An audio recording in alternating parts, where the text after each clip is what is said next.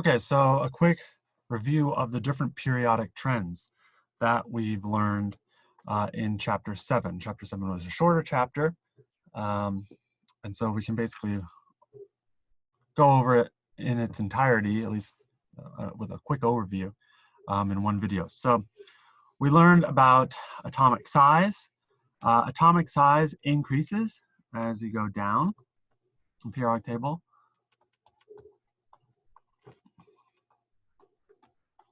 And you should know why. Okay, why is that? Well, more electrons, right? Bigger subshells, bigger principal quantum numbers. You're going from n equals 1 to n equals 7. And as we go across the periodic table, the atomic size, you can also call that the atomic radius, decreases, right? And why is this? Well, same n, same principal quantum numbers, roughly the same size of orbitals. You are adding electrons, so they're getting bigger from that perspective, but effective nuclear charge is increasing, right? More protons as you go right on the periodic table. That sucks in the negatively charged electrons and makes the orbitals and the atom overall smaller. Okay, what about ionization energy? Ionization energy decreases as you go down the periodic table in general. Okay, all these are kind of vast generalizations, but it's all you need to know. Why? You need to know why. Higher n values, bigger orbitals as you go down. Bigger orbitals means further away from the positively charged nucleus. What is the ionization energy, first of all? That is taking some element, I'll just call it A, and making a cation. Okay, so you're removing an electron. It's the energy required to do that. So it's easier to remove an electron from an orbital that's very far away. Like it's easier to remove something from francium from a 7s orbital than from hydrogen, a 1s orbital, right? Because the 7s is way further away from the nucleus than the 1s, positively charged nucleus, okay? And going on the right of the periodic table, the ionization energy increases.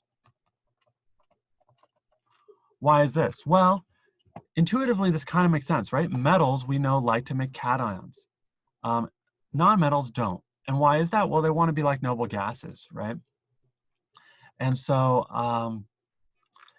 you know, fluorine wants to gain an electron, actually, to become like neon. It doesn't want to become F+. Definitely doesn't want to do that. Lithium, on the other hand, wants to lose an electron and become like helium.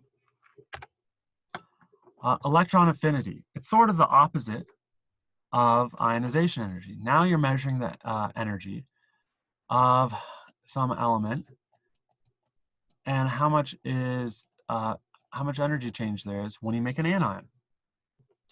So when you go to the right on the periodic table,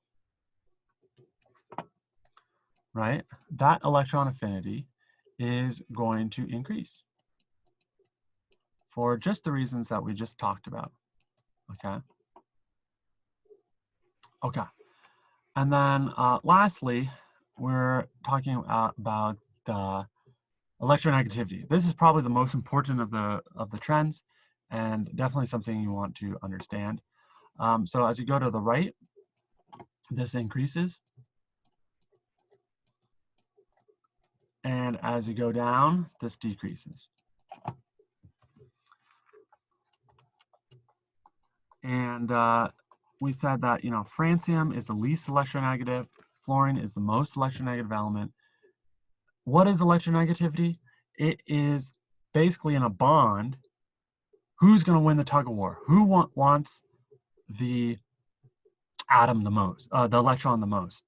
Okay, the electron's the most in a bond. Fluorine wants it a lot. It really wants to become like neon. Francium really wants to give up an electron. It wants to lose that tug of war, give it up to somebody else, and become like a radon. Okay. So that's fundamentally what electronegativity is. Remember, the difference in electronegativity between two atoms tells you something about the nature of the bond, depending on that value, which you should be able to calculate, right? You can then tell if you have an ionic bond, a covalent bond that's nonpolar, or a polar bond that's covalent, okay? And so that's pretty much it for these sorts of trends. So